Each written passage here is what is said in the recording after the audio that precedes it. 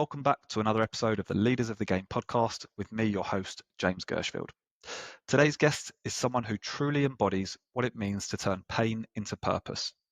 Dan Keeley is the Community and Events Director at Snow Camp, a national youth charity transforming young lives through snowsports. He's also an award-winning speaker, TEDx storyteller, and adventure runner who spent the last decade empowering others to speak up when they're struggling. In 2017, after a full-scale psychotic episode in Italy and a 5-year battle with bipolar disorder stemming from early childhood trauma, Dan set out on a 1,250-mile solo run from the Colosseum in Rome to the London Eye. Rome to home wasn't about glory, it was a platform to share his story with honesty, thank those who supported his recovery, and help others find the courage to speak up. In 2023, he ran the route again, this time in reverse, with his wife Georgie and 2 young kids alongside him. Home to Rome carried the same message: you're allowed to put yourself and your well-being first. Now a sought-after speaker for teams and businesses across the UK, Dan's signature themes of vulnerability, courage, and connection continue to inspire. He's been featured by the BBC, The Telegraph, Heads Together, and many others, and his TEDx talk from 2021 still resonates widely. This one's about courage, connection, and what it really means to show up, especially when life gets hard. Let's dive in with Dan Keeley. Dan, welcome to another episode of the Leaders of the Game podcast.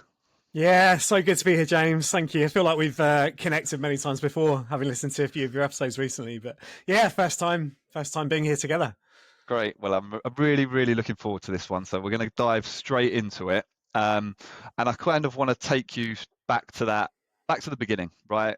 What led to the moment in 2012 when everything changed for you in Italy? Yeah, well, getting straight to it, at the peak of this particular episode in the summer of 2012, I believed I was the chosen one. I had a full-scale psychotic episode, which led to me stood in the middle of a major motorway in northern Italy, backing up the traffic for 5 to 10 miles, believing that I had the answer to ease all the world's suffering.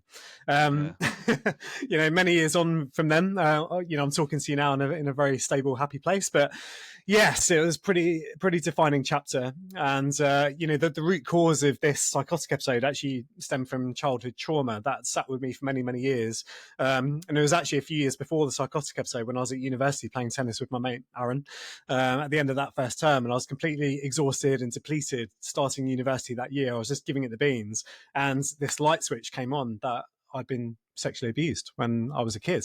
So, from that moment onwards, with the 3 or 4 years that followed leading up to the summer of 2012, things were definitely a little bit, a bit shaky. And in hindsight, it's a wonderful thing, but my family, didn't intervene at the time, and I don't blame them for that, but things were a little bit either elevated, my mood was elevated, or I was going the other way and just going into my cave for the better part of a month over the years that followed. So it's pretty tricky, but I got offered an amazing position as the event coordinator at the time for Snow Camp, who I'm still involved in. And, I just felt like this huge weight got lifted off my shoulders. I'd always been super passionate about social impacts and sport and creativity in the mountains. And, this amazing job that was written for me came together beautifully in January 2012.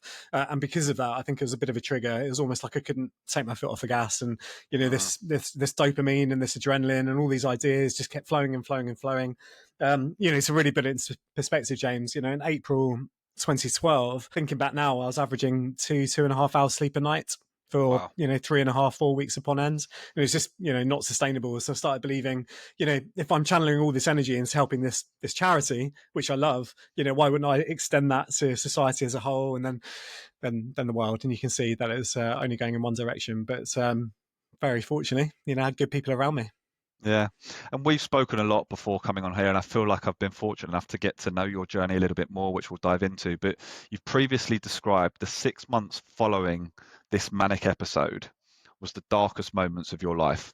Can you just talk us through that? Yeah, it's an interesting one because, being given the diagnosis of bipolar disorder, it's 6 weeks in the psychiatric units, and being given the diagnosis at the time, it wasn't being given the diagnosis that was the sledgehammer. It was just what came after. And, when I was on that motorway, I felt like Freddie Mercury on stage at Wembley. I just felt all my senses were on overload, and I just felt like this is it. We're on this journey. The whole there's so many people out there struggling, and I felt like I had the answers to help all those people. So I felt incredible. But Mm, then obviously what goes up must come down, and yeah, the next 6 months, if you're going to go that high, you're gonna come down with a pretty big bang. So the yeah, curtains were closed for 6 months, and physically, it felt like I was almost being pushed into my mattress for 6 months, and it was super super tough. And I did get to the point where I was looking for the car keys to take a drive and yeah, have a look at a particular spot to do something yeah,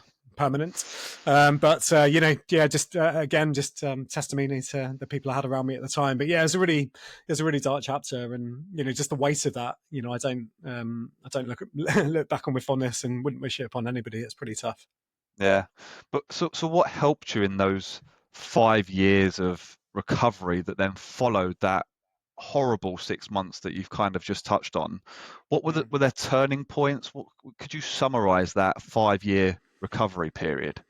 Yeah, I mean, like the one words that just stays true to me now, looking back, is patience. I had so much patience from those around me, and a little bit of self patience. And just trying not to do too much too fast again. When I think about bipolar, it's almost like being a Formula One car, and I was going at, I was hitting every apex on that motorway. I was going at 200 miles an hour, feeling like I was winning the world championship, and there suddenly I was in the barriers, chassis broken, engine on fire.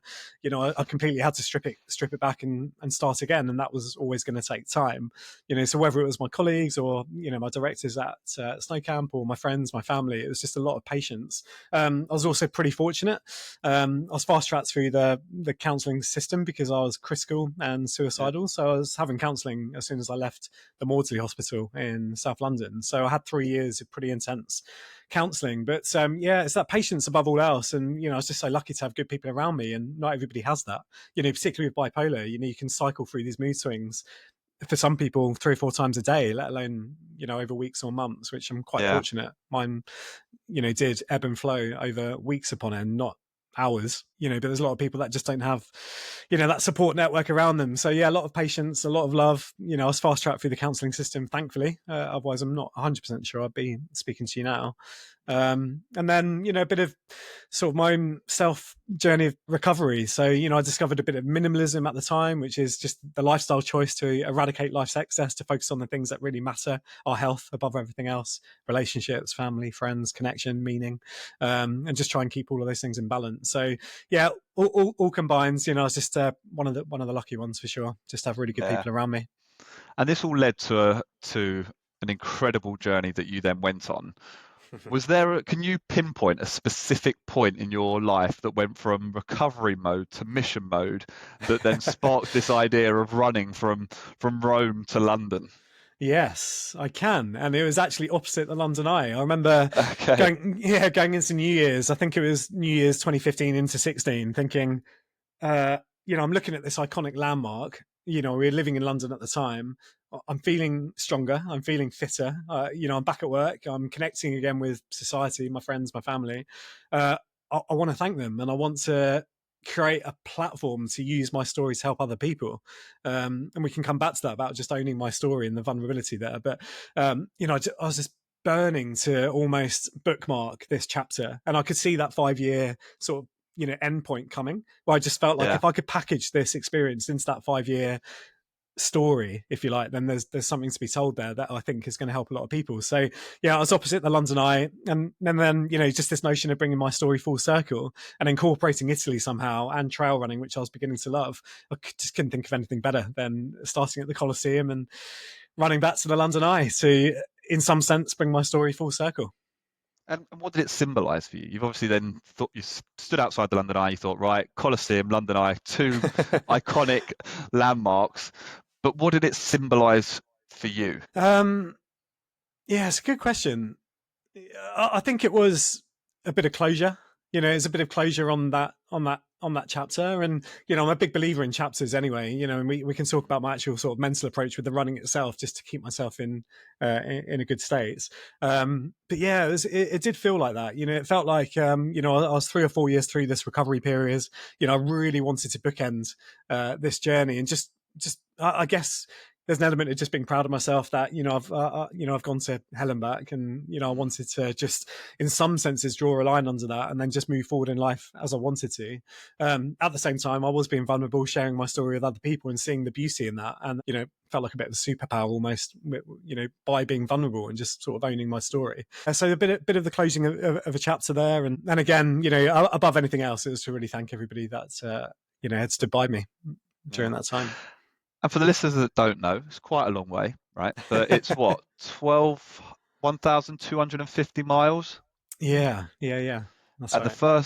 first time, we'll come on to it in a little bit, but the first time you ran it in 65 days, solo, Yeah. self-supported. What, I mean, I've got so many questions around this, a 1,200-mile run, but what would you say, looking back on that first part, was the toughest moment for you physically Yeah. and mentally? Yeah, well, I think physically, it was the first time I'd ever done anything like it, and I was averaging 20 miles a day, which when I look back now, it doesn't seem too bad, but obviously doing that over 65 Consecutively days, daily is well, this quite is a it. bit. Yeah, exactly right. So, there were some bumpy bits, obviously, when I went over the Alps. So, physically, I was gearing up for those moments. In fact, I did stay at a friend's at the foot of the Alps on the night before I was going to do the big climb, and I got food poisoning, so I had to spend another night with him. Oh, Yeah, I think we just had a few too many heavy Bavarian beers and big yeah. fish, which probably wasn't the best idea. Yeah, so physically, just the Alps were stunning. They were just beautiful. But yeah, physically they were pretty tough. But it was on day 15 of the adventure, actually, mentally, which was the defining chapter, I think, of the whole thing. I set off from the Colosseum. I wasn't fully out the woods with my mental state, but I was in a good enough place to take on the adventure. I had my dream team back home sort of checking in on me. But I remember waking up on day 14, day 15, I had so many messages from friends back home saying, Dan, we're a bit concerned. Your mileage is up to 26, 27 miles a day. You only need to be averaging 20. It seems like you're pretty elevated. I was doing my daily video diary, so they seemed a bit, a bit energized. And Concerned. yeah, a bit concerned. And, there's no doubt that I was in a state of hypomania. There's no doubts that I was in, a heightened state, sixth gear, if you want to call it that. But again, very fortunate. I had two of my best mates flying out the next day, and I made a promise to them and my family back home that I would take a few more meds over the 3 days that they were with me, just to slow myself down. And it's almost like putting a cinder block in your car, just to Yeah. really, just add a bit of weight and just make sure I've got some really good sleep. For me, it took 3 or 4 years to get the meds spot on. But one thing they did do is always made me pretty hungry. So, through that process of just eating a lot more and sleeping a lot more, it was a pretty good tactic to just slow everything down. But there were three days there which put the adventure in jeopardy. And, thankfully, again, with the counselling stuff, it's just that reminder of what really matters most. And I had to revisit that to think, what really matters most is just putting one foot in front of the other, looking after myself, being patient, and getting to the London Eye. I But think yeah, it's, it's pretty defining moment. it's incredible the support network you had back home for people to check in on you at that stage, because that could have been a turning point again for you. Day 14, day 15, Yeah. probably not even half the way there or a quarter of the way there, and that could have been a real stumbling block for you in that journey. But to have that support network, which we'll come on to, it is crucial and it can't be underestimated. So that's the physical side and the mental side. But what did you learn about yourself during that journey? Was there anything that you thought, I've learned something new there about myself?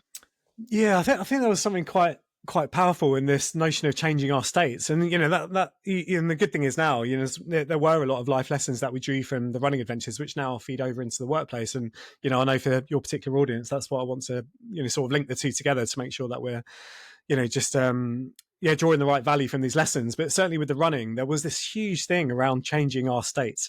If I was feeling tired or lethargic, it's just that self check-in, whether it's change my music or just walking for the next 5 miles if I needed to, or music did play a big part. But changing our states, and just recognizing that we do go through these chapters. If I'm in the hurt locker on mile 18 on a super hot day in Tuscany with 13 liters, 13 kg of extra water on my back and all the rest of it, it's just that reminder that how things are now aren't necessarily how they're going to be Yeah. looking to the future.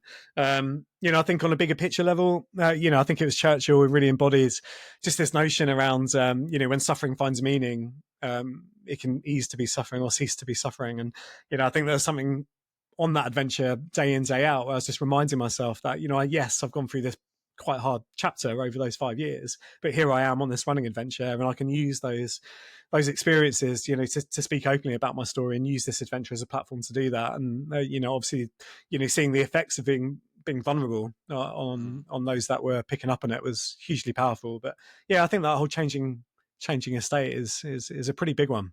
Just Yeah. recognizing that we all go through chapters in life, and if we can just take a breath sometimes and get our heads above the parapet and remind ourselves what matters most, then it's a glorious thing. Yeah. Now, for most people, running there would be enough. But as I alluded to earlier, you decided in 2023 to run it again. This time, I believe, was 36 days. Is that right? 35, yeah, back the other 35 way. days, but you had your family along with you in the motorhome by your side. Tell us why, and was it the same sort of message? Yeah, it was actually our daughter that we can blame. She's 2.5 now, but Sophia was in Georgie's tummy at the time, and we realised we had a window of opportunity whilst Georgie was on maternity leave during that first year of Sophia's life. We just realised that we could potentially have a family adventure. Georgie's been by my side through this whole story as well, which is pretty cool. And I think we were both craving it. We were both craving this adventure, and it was almost like 5 years on from Rome to home.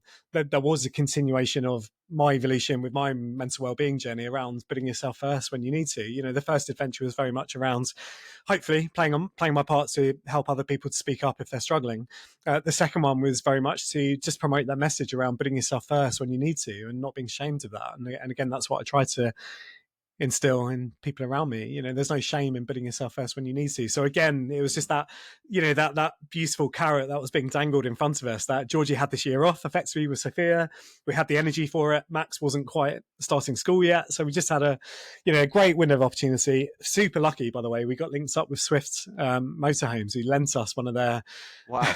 marketing vehicles. So we had this, 85 grand, 8 meter long beast of a motorhome. Georgie hadn't driven anything like it. And so she was more than happy to give it a go and campsite hop whilst I was getting up at 4:30, 5 o'clock in the morning to get going and get the mileage in. But, to have them alongside me and, both come together as parents in the evening and look after the kids was, it was quite a unique experience for the two of us. And, fortunately, Max was just about old enough that he remembers the whole thing. He turned 4 on the Wow. adventure. And he's still got very fond memories of, heading down through France, up I and mean, over the Alps and down into Italy. You could always do it for a third time. Yeah. I don't know if it's on the cards, but I guess with you, don't rule anything out, right? Yeah. Maybe we should chat, and I don't know. 2028 would be. Don't rope me into it. I was just saying, maybe. I don't know. We'll give it a go. I guess I want to come on to another part here, which is, speaking up and being that sort of mental health advocate, because, the listeners of this show, people that I've had on, leaders of the game, sport and within the sport and entertainment industry, we live very manic lives. Our work is ruthless, it's long hours, it's relentless, and you've always got to be at the top of your game. But a lot of people struggle, right? Why do you think so many of us struggle to speak up when suffering? Yeah, well, I mean, you hit the nail on the head. It's not easy. It's hard. It is hard. I still don't find it super easy today to just suddenly, if I'm feeling it or feeling the weight of life, then, it takes a few days to then reach out to, one of my best mates or whatever. But, it's not easy. We know that there's still a long way to go. There's a lot of shame and stigma that exists out there. And the fear, it's the fear of the consequences as well, right? Particularly in the workplace. And, there's so many industries which still have a long way to go in terms of the culture of being vulnerable and, laying down our armor to one side and just, being human and just saying, look, I'm not doing too well here, whether that's, I don't know, I don't want to sort of name and shame, but, we know that there are certain stats within, construction industry or the military forces or, the farming communities. There's a lot of, pretty alarming stats out there with a long way to go. But there are, other industries that do better. And just trying to, particularly on the back of COVID, I think, we all learned that, everybody has their struggles. We're all human beings at the end of the day. And that's probably a good thing that has come out of the pandemic, is that we feel a bit more connected as human beings. And, we do see the trend now of people going back into the workplace a lot more than they were, say, 2 or 3 years ago. But, that's what it takes. This is leaders of the game. And, the more that we can just be demonstrative and humanize workplaces, the better. And, hopefully I played my part internally at Snowcamp to do that. But, I was very grateful though at the time to have a lot of patience from my colleagues and the senior team around me at the time to be patient and, just have that disparity between somebody who's struggling, whether it's in their personal lives or just generally, and creating those safe spaces without negative consequences. So, creating those safe spaces where people can be vulnerable. So it's vulnerability with boundaries and saying, look, we're all on this journey together. Yeah. So it's not necessarily the most polished answer, but it's tough. I think the fear of negative consequences is probably the biggest one. Yeah, I think I would agree with that. It is the biggest one. It's the unknown of how it's going to go down, and I think that's what they project how it's going to go down. And 9 times out of 10, when you project an outcome of something, you're always turning towards the negative rather than the positive. So it probably just gets people to hold it in. Now, Yeah. I've heard you on other talks, and we've spoken about it previously, and you said something which was vulnerability is a superpower. How do you come to believe that? Yeah, I mean, I remember the exact moment where I sort of had this epiphany, and it was it was in 2013, the year after that defining 6 months up, 6 months down, and then I was starting to take the steps again to get back to a pretty healthy place. And I remember that summer I was at a friend's barbecue down in Sussex, and I hadn't seen a lot of my mates for some time because I'd been disconnected. You could tell there was a bit of awkwardness there. Some people didn't know whether they wanted to go near the topic or chat to Georgie at the time about what happened to Dan last year. We can't fully join the dots. But I do remember one of my friends one-to-one asking me how I was doing, and he was quite comfortable going there. And I was a bit nervous. It was the first time I'd sort of owned my story and just thought, do you know what, I'm just going to tell it how it is. And I did just join the dots for him and just, I was quite open about the whole experience and, what happened to me as a kid as well.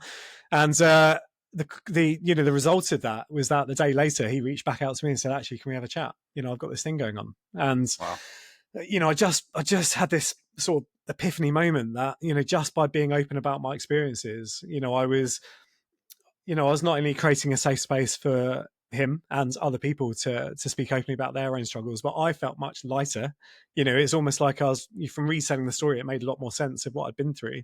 But also I was building an even greater support network around me, by really articulating to my friends what I'd been through the year before. He then had that knowledge that, oh, okay, Dan does struggle sometimes to, rein himself in sometimes or take his foot off the gas. But, if he's been disconnected for 3 or 4 weeks, maybe I'll check in on him as well. So, I just had this sort of epiphany moment where, there's no way that he would have spoken up and Yeah.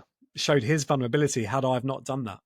Yeah. And it's from that moment onwards that I just kept going with it, and that's why I was more than happy just to own it and just put myself out there. I guess my background was in sports development, so I was quite happy to wear my heart on my sleeve and try and articulate my experiences in a cohesive way that people would understand. And here we are now. I wanted to use that, and that's really what fueled the adventure as well. And with the first one, I mean, you obviously speak a lot publicly about something that is so personal to you.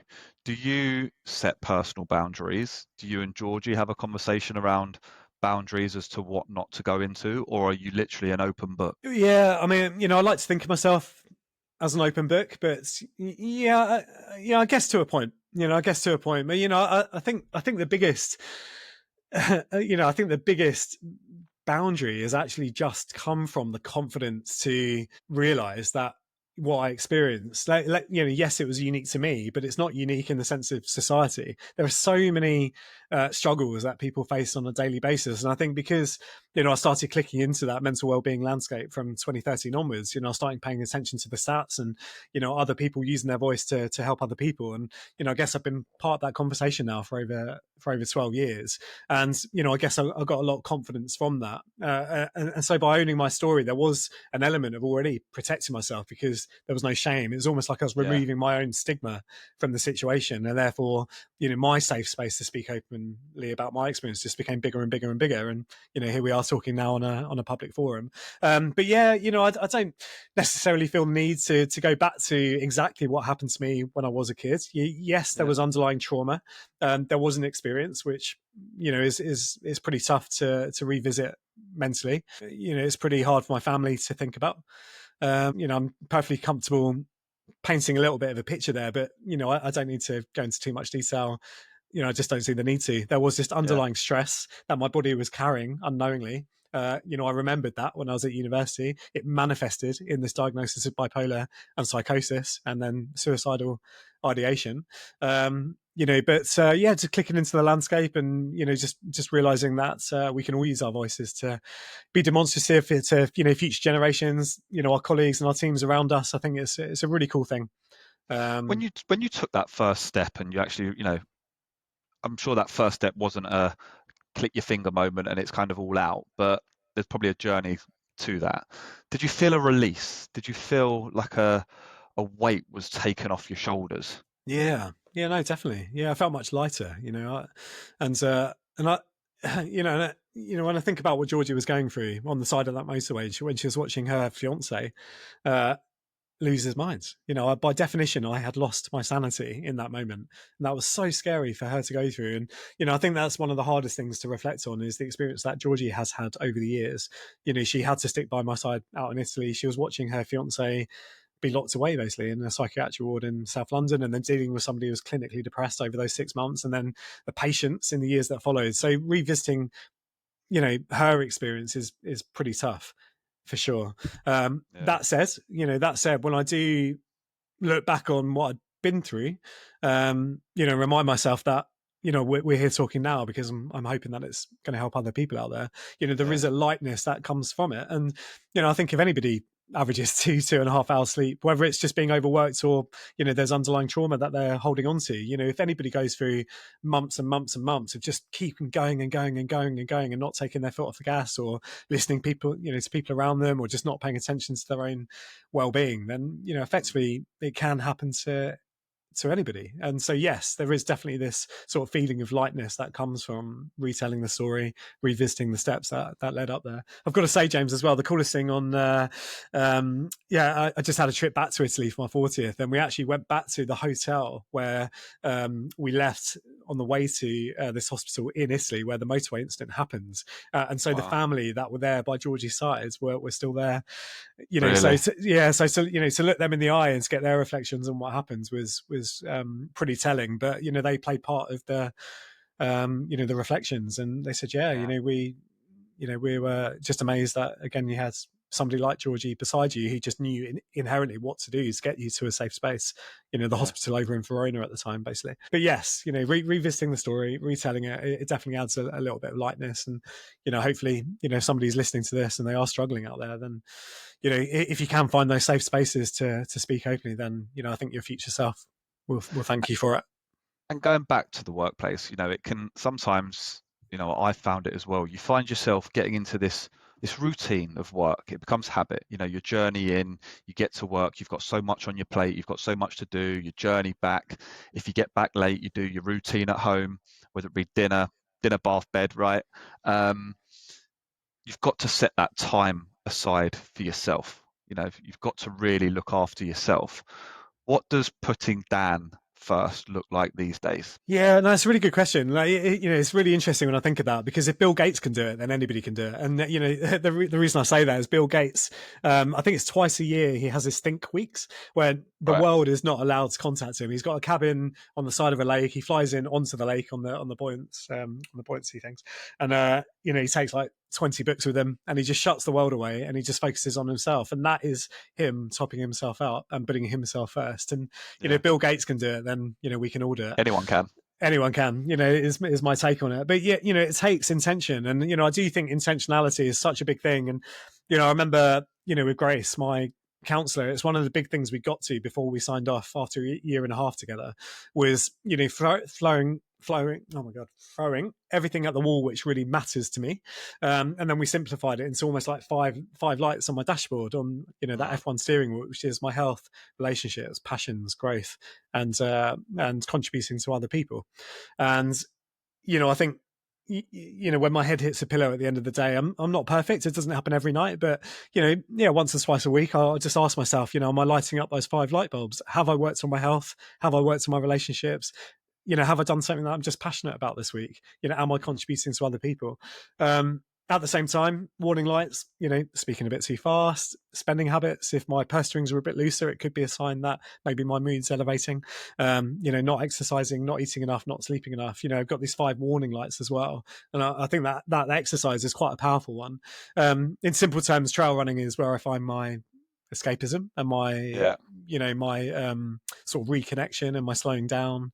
There's no screens most of the time when you're out there, disappearing on these single track trails. And it's just something so powerful about just reconnecting to what our bodies are designed to do. And for me, that is just trail running and dancing over these roots and Yeah. rocks, and being immersed in nature. I love it. But yeah, it does take intention, and it's again not the easiest thing. Max is 6 years old, Sophia's 2.5, and it's a pretty busy day to day. But in 2 days' time, we're heading off in the camper van to France, and there is a hard and fast rule that I will be disconnecting entirely from work. Yeah. And again, this is where the chapter thing comes in. And even as we speak, there's a handful of people I'm regularly in touch with who I know aren't doing too well right now, and that chapter thing still rings true. How things are now are not necessarily how they're going to be in No. 6 months' time. They might not even be how you're feeling now in 2 weeks' time. You never know what's just around the corner. There's a whole bunch of things there, but that intentionality and just trying to really prioritize my well-being above anything else Yeah. is pretty key. Yeah, I think that's a great takeaway for the listeners, that one. Snow camp and community leadership. Let's touch on Mm. that. Tell us about your role at Snow Camp and give us a little bit more on that. And what drew you to that charity in the first place? Yeah, no, I appreciate it. And, shout out to you, James. Your previous guests, I've learned a lot from them, actually. I'd say over the past Great. 6 episodes, there's a massive F1 fan. And, I know, you've got a couple of the guys on who work at Williams and Alpine. Yeah, there's parallels with my world. I mean, I'm very, very lucky. I get to connect with the snow sports industry in its entirety. The end goal of what we do as a charity is to turn young lives around with the power of snow sports. We develop life skills, qualifications, career opportunities for many of the UK's most underserved young people, typically from the inner city community. We welcome 1,000 young people every year onto our beginner programs, take them on a journey at the indoor slopes, which culminates with a week in the mountains. The charity's been going for 22 years. We love what we do. We've got an amazing team. Obviously, the passion and the meaning and the connection, personally comes across with the charity. But yeah, the partnership side of things is wicked. We absolutely love it, from the Salomons through to the Snow and Rocks, through to the decathlons, through to the Dare to Bees with the clothing, through to the indoor ski slopes, the governing bodies, the training academies, the tour races. We've got so many partners who appreciate that the mountains aren't accessible for a lot of people, let alone inner city young people from underserved communities. And I Yeah. think 2 years ago, over 70% of the young people come from households of less than £7,400 worth of family income, because they're on Wow. free school meals. So we do target young people that need these positive opportunities the most, and then we can take them on this alternative pathway with skiing and snowboarding, which culminates in this amazing environment out in the mountains. And hopefully it just raises their aspirations, broaden horizons, breaks down those barriers. And it's all hand in hand with the snow sports industry. And I like to think that we really fly that flag in terms of bringing new demographics into the snow sports industry, and really taking it places collaboratively with the industry in its entirety. But yeah, it's a real pleasure. We love what we do. And there's really nice parallels between obviously my personal journey as well, the love of the Yeah. mountains. We've got wellbeing managers in each of the regions that we operate, so looking after the wellbeing of the young people is massive. So yeah, really, really nice sort of synergy between my own personal stuff and snow camp as well. And can you expand on that as much as you can? And I'm sure some of the stuff is quite sensitive, but can you tell us more about the young people that you support and the types of journeys those guys and girls go on? Yeah, well, a high percentage of them are struggling out there. Whether they're Oh, I don't know, whether they're caught up in gang culture or knife crime, or whether they just dropped out of education, or maybe they're struggling with, care and housing systems, or, we just click into the youth landscape, and, we will partner with the violence intervention projects or scout groups, or, we've got 120 young people from the Muslim Scout Commission up in the Midlands. So we got this amazing partnership with the youth landscape out there to find these young people that just need, these positive opportunities. And then if we can use this sport to level the playing fields, every single young person that starts snow camp as we speak in the summer, when those slopes are at their quietest, it levels the playing field. They're all doing this activity in these big fridges across the UK that they've never done before. They're stepping into this different world. For some young people, they've never left the M25, let alone go up to Hemel Hempstead to go to Wow. the snow centre there. And then suddenly this amazing new environment, realizing that, crikey, there's this whole new different world that I didn't even know about. And then obviously for every hour on the snow, we do get them in the classroom to talk about perseverance, teamwork, communication skills, respecting your environment, looking at yourself, goal setting, aspirations. And, of course, we do then play the full journey video to say, if you're really clicking into this and you love it, then we can really take you places. And, now after the charity existing for 22 years, working with 1,000 young people every year, we've got some amazing case studies of former apprentices who've gone through the journey, become an apprentice, part of our staff team who've then gone on to work a season and, fly the nest in many ways. And, I remember last year in the Alps, we had Max, who wasn't doing too well up in Scotland a fair few years ago. And here he was working in a 5-star chalet in Leger, being Wow. looked after, unbelievable, getting some pretty decent tips at Christmas. And, he just could never have imagined that he would have ended up in an environment like that and have the confidence and own self-esteem to go and leave his family for the better part of 6 months to go and work in the mountains through the winter. It's wicked. It's really, really cool. And, It and sounds then, incredible. yeah, and then obviously the role models, right? We got so many more role models that return as volunteers to inspire the next cohorts coming through, and then obviously a whole diverse range of ethnicities and age ranges that we support as well. So it's the coolest thing. And on the commercial side, it's brilliant. We just love the partnership stuff, and our flagship fundraising events as well. They're pretty cool. So what is the key to building relationships with partners that actually create change? Yeah, I think it's I think we've taken our time to spot those that we love working with. And, we are very lucky that we do have a gravity of those that just really get it. They get that not everybody can access this lifestyle. We got two tour operators, and I will name check them, but Heidi are doing a great job as a tour, tour operator in Ski Safari.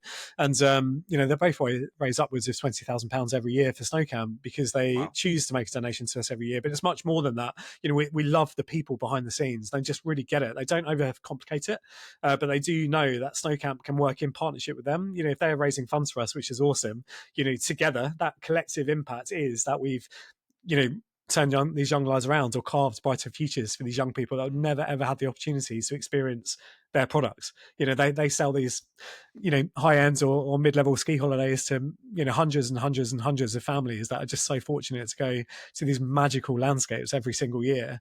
And even, £100 will get one of these young people onto snow for the first time on our beginner programs in the summer. Wow. So not overcomplicating it, just realizing that, for every £100 we are genuinely opening up, broadening horizons of these young people that would just never have access to this landscape. And then, of course, the increments of scale are huge. And, 100, 120 of those young people will then go out to Andorra at the end of our program year. And then they might become an apprentice. They might then get a job in the industry. And, we've got a lot more of that to come. And, to find those partnerships, you just really get it. And I think that's one thing I would say about the snow sports industry. We've all got this shared appreciation of just the purity and the magic of being in those amazing environments and, skiing down the ski slope. And, on the well-being side, there's not many things on the mountain that don't need to be there. It's quite a minimalist, pure, stripped back, stunning landscape. And it does Yeah. wonders for your headspace. And, we do try to, use that storytelling as much as possible as well to get that across with the young people. I can just feel it's one of those activities where you just can switch off because you just take everything in and your mind just doesn't go anywhere else other than That's it. being in the present. What's you must have one story or one favorite moment from snow camps. What would you say it is? Yeah, it's tough. It's tough picking out one. I mean, Max, really was quite a pleasure, to see him out in Leger last winter. Um, Yeah, if we're speaking right now, I mean, Amira really comes to mind. She's a proud black young snowboarder from London, and she's just done so well to again own her own story, her own journey, and realize what a role model she can be to future young people coming through in London. So Amira comes from the East End. She's got a whole bunch of siblings who she shares her house with. It's not always easy for her to travel around, but she's just really applied herself to snow camp. When from her first ever time on skis, she made sure she was attending every single session she could, realizing the positive effect she could have on other people around her. She did go out to Andorra. She did get the Basie Foundation ski instructor qualification, which could set her up to become an instructor. But beyond that, she became an apprentice, and she really realized the power of sharing her story. And when we had her at both of our flagship events this winter, it was the Inter-Livery Ski Championships with the livery companies from London, and then our own Three Valley Rally out in Val Thorens. We just make sure that she's got that confidence to share her story articulately and realize the effect that she can play. And on stage at both of those events, she's the one saying, I'm just so proud to be who I am, to be the young woman I am now, and to play my part to inspire many more females in particular to come through with snow camp. I mean, she's a snowboarder as well, and there's just by the stats, there's not many young people like her who Yeah. fly that particular flag. And she's now learning to do a chalet cookery school, and she's really hoping to get out to the mountains this season to work a full season. And it's just people like Amira who remind us why we do what we do. She wasn't in the best place 4 or 5 years Yeah. ago, but she's a stunning young lady who's really going to go far. What a journey.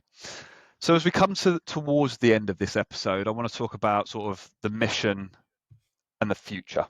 We touched on it a little bit earlier about the workplace and how things need to change, but what do you think needs to shift in society for more people to be like you, really, and speak up and feel safe speaking up? Yeah, I think it's partly the reason what are we connected in the first place, James? These conversations, you can never underestimate the value that these conversations have in society.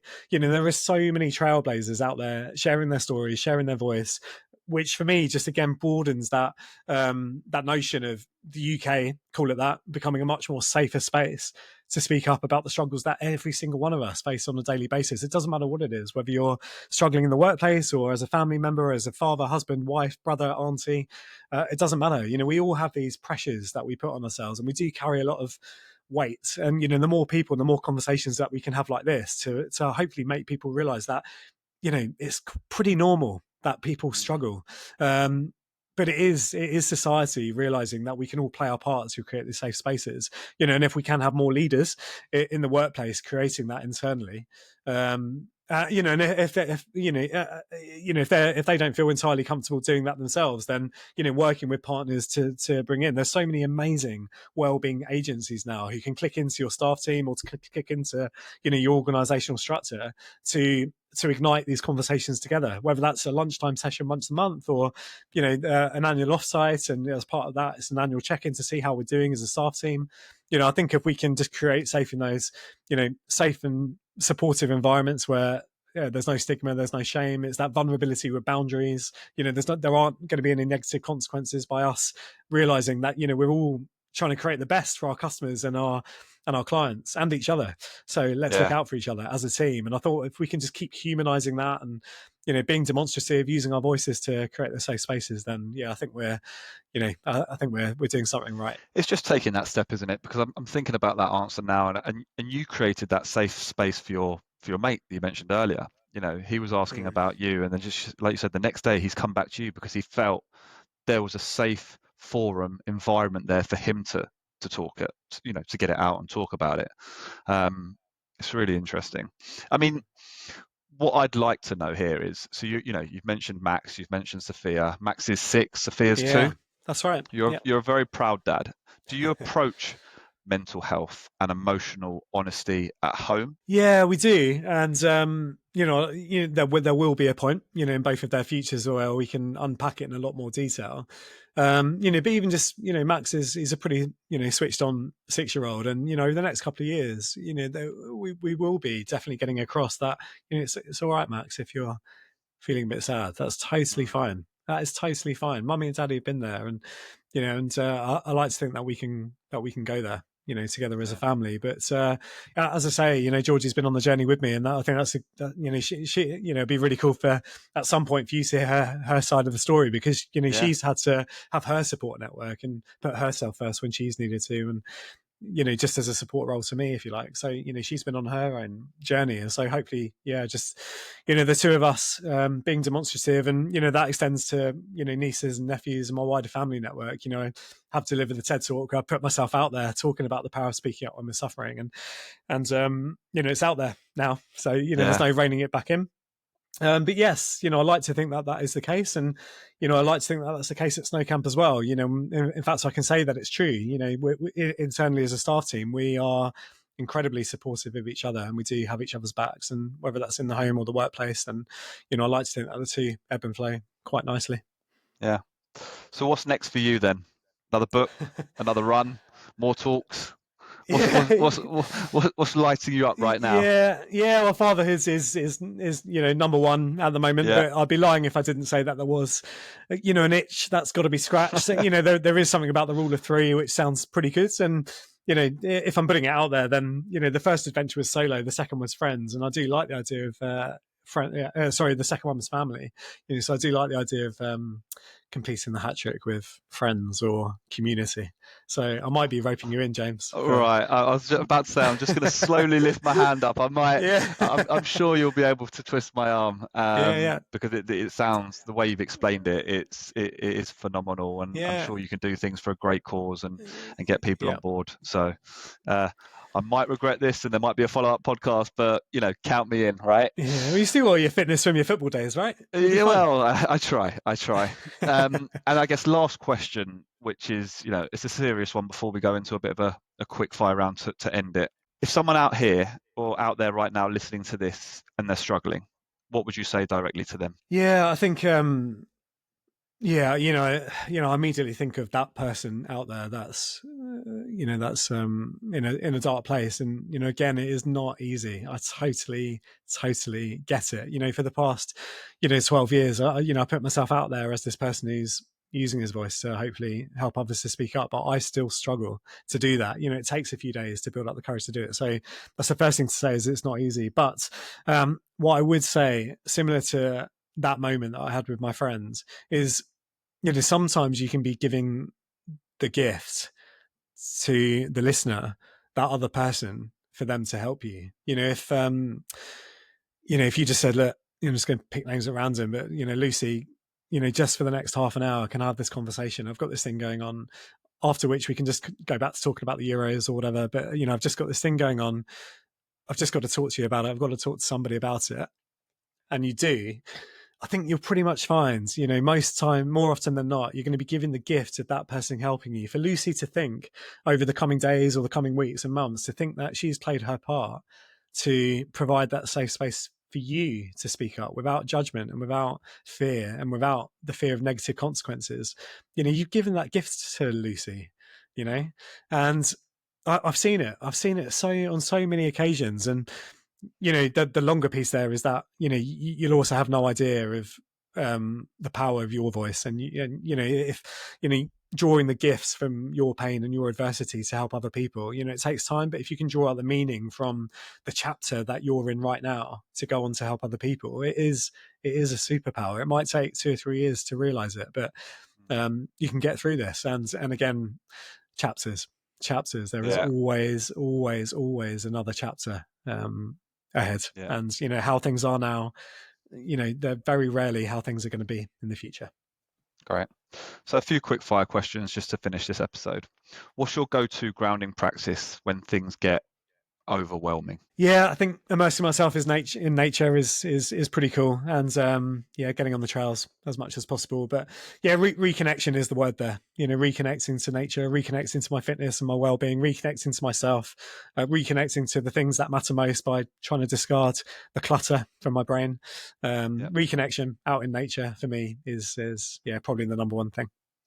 And I might need this one based on where this conversation's led previously, but one word to describe your mindset during the run. Prepare me. Yeah. Yeah, I think gratitude, above all else. I just felt very lucky. I felt very lucky, particularly the first one. I felt very enlightened and spirited. I'm very lucky that I had my health, and everybody out there, everybody that supported me to be out there for those 65 days. And then on the second one, how many people can get to say that they can take off for 35 days and get given this motorhome, to disappear off with their family for 35 days and head to Rome. It's pretty special. Yeah, So gratitude was a huge one, and we can use that gratitude to fuel us on. Not a lot of people can be in this unique situation, so let's make the most of it. great. Most powerful book you've read on mental health? I can see it on my bookshelf in the corner. It's Lost Connections by Johann Hari. As a society, the message is that we can feel disconnected to many of the most important things in life. And if we can reconnect with those things, positive meaning, positive values, reconnecting with ourselves, reconnecting with the people around us, our neighbors, then as a society, I think we'll be in a better place. So Lost Connections by Johann Hari. Can't endorse it enough. Great. Rome or London? Favorite city? It's a tricky one. London has been shining recently with the heat wave, and the Thames has been looking bluer as a result. So I don't know if anybody else has noticed that. I've got to say Rome though, because I think that's only 1/5 of the year where London is in that state. But for me, there's just this power and awe from the golden arches of the Colosseum, and it's just this gold, isn't it? That encompasses the city so often. So yeah, I can't help but get over the awe and that feeling of what Rome instills in me. So Fair enough. And finally, what does success look like to you now? I think it's got to be balance. I think there's no way I can be successful as a father, as a colleague, as a director, as a husband, and anything else unless there's balance. And I like to think that I've come to learn that the most successful people in life, including Bill Gates, who we've mentioned, and other world leaders, have balance. I think, Yeah, balance has been the biggest one. fantastic. Dan, I can't thank you enough for how open you've been throughout this episode. It's amazing to hear your story again, what you went through, how just the challenges you faced, how you overcame it, the steps you've put in place post all of that to manage your life as a husband, a father. It's just inspiring to me. I'm sure to all the listeners when we release this, but I just can't thank you enough, mate. So thank you. Yeah, you too, James. Yeah, thank you. And yeah, as I say, igniting these conversations is where it's at. So credit to you too. Thank you so much. Great stuff. And I look forward to that phone call that comes to be like, do you remember we spoke about, things coming in 3? But no, really appreciate it. Thanks, Dan.